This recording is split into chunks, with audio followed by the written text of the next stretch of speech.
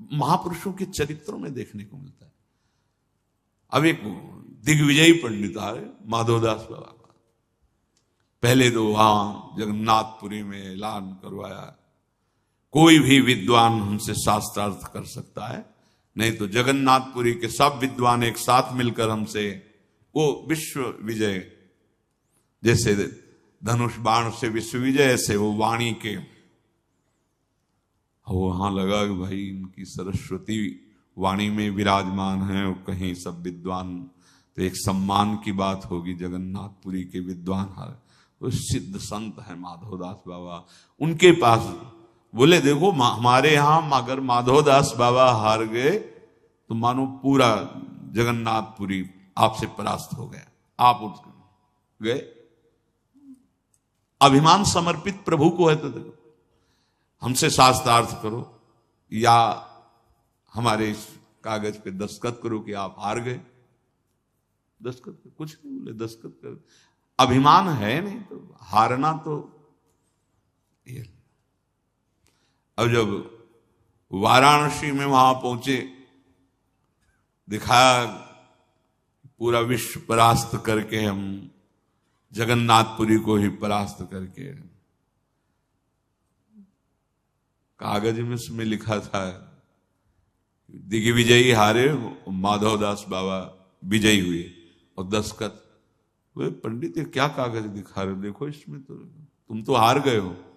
उन्होंने देखा वहां तो सोचा कि वहां तो लिखा था ऐसा, क्योंकि काशी पर विजय प्राप्त कर लेना आखिरी विजय प्राप्त कर लेना, मतलब अब विश्व में कोई भी नहीं है जो उससे विजय प्राप्त, क्योंकि काशी ज्ञान नगरी है, एक से एक ज्ञानी महात्मा गृहस्थ, एक से एक विद्वान। जैसे ये प्रेम नगरी है ना वृंदावन, ऐसे काशी ज्ञान नगरी है। और वो विस्तृत चरित्र पर सारांश में बताया, अभिमान समर्पित महापुरुष। वो आए और कहा आपकी एकांत वाली बात नहीं होगी। कहा आपने क्या लिखा था कागज में? बोले आपने कहा था हार के बाद दस्तखत लिख दो, तो हमने हार लिख लिया अपने। देखा तो वही लिखा था, माधवदास बाबा हारे और दिग्विजय जीते। और काशी में तो ये नहीं लिखा था, काशी में तो उल्टा लिखा था। पर अब पूरी सभा जानेगी, पूरा जगन्नाथपुरी जानेगा कि आप परास्त हुए। या तो आप हमसे शास्त्रार्थ करो और नहीं तो मुख में कालिक पोतो, और पूरे जगन्नाथपुरी में हम आपको घुमाएंगे। कोई बात नहीं, समुद्र स्नान कराते हैं अपनी दिनचर्या, थोड़ा रुको फिर आप जैसा चाहो। अभिमान समर्पित महापुरुष। भगवान चुप कैसे बैठ सकते?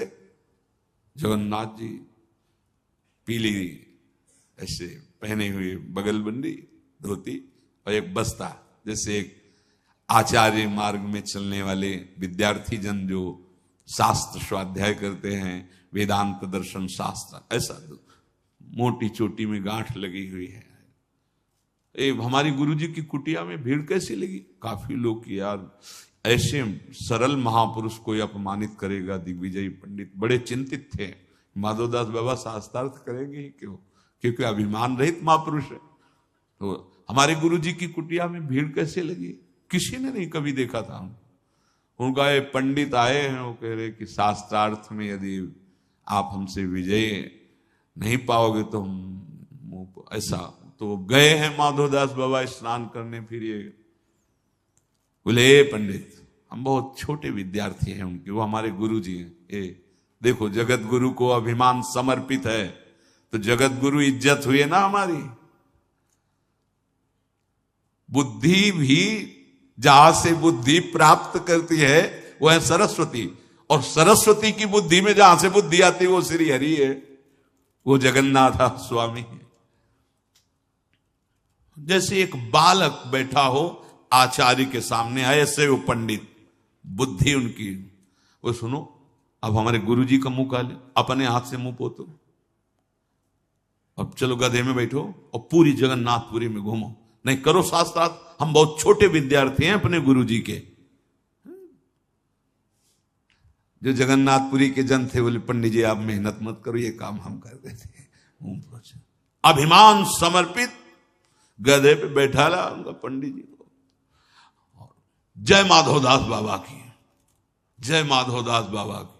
माधवदास बाबा जी फटी मार्किन के कपड़े ऐसे ऐसे अदन्यता की मूर्ति।